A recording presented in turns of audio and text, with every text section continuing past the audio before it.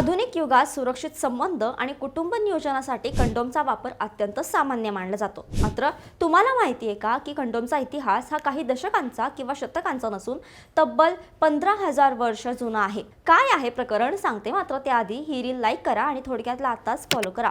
कंडोमचे सर्वात जुने पुरावे फ्रान्समधील गुहा चित्रांमध्ये आढळतात. प्राचीन इजिप्तमध्ये तर लोक चक्क माशांचे अवयव आणि प्राण्यांच्या कातड्यापासून बनवलेले आवरण वापरायचे. पुढे 17व्या शतकात इंग्लंडमध्ये प्राण्यांच्या आतड्यांपासून कंडोम बनवले गेले, ज्याचा शोध डॉक्टर कंडोम यांनी लावला होता. स्वातंत्र्यानंतर भारतात झपाट्याने वाढणारी लोकसंख्या रोखण्यासाठी 1960 च्या दशकात सरकारने पहिल्यांदा पाश्चात्य देशातून कंडोम आयात करण्यास सुरुवात केली. त्यानंतर 1968 मध्ये सरकारने सर्वसामान्यांसाठी अत्यंत स्वस्त दरात निरोध हा पहिला भारतीय ब्रँड बाजारात आणून मोठी आरोग्य क्रांती घडवली. सामाजिक दबावावर मात करत निरोधने गावोगावी कुटुंब नियोजनाची मोठी जनजागृती केली. निरोध या संस्कृत शब्दाचा अर्थ प्रतिबंध किंवा सुरक्षा असा होतो.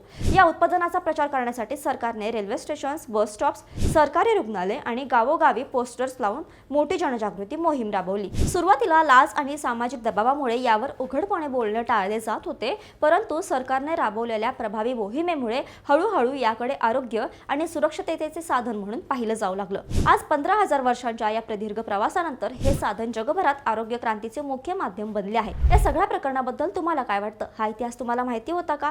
कुटुंब नियोजनाच्या बाबतीत आजही आपल्या समाजात उघडपणे बोलताना लोक लाजतात का? तुमचं मत खाली कमेंट्समध्ये नक्की सांगा. ही माहिती तुमच्या जवळच्या लोकांना आणि मित्रमैत्रिणींना शेअर करा आणि अशाच घडामोडींसाठी थोडक्यातला फॉलो आणि सबस्क्राईब करायला विसरू नका. बातमी म्हणजे थोडक्यात.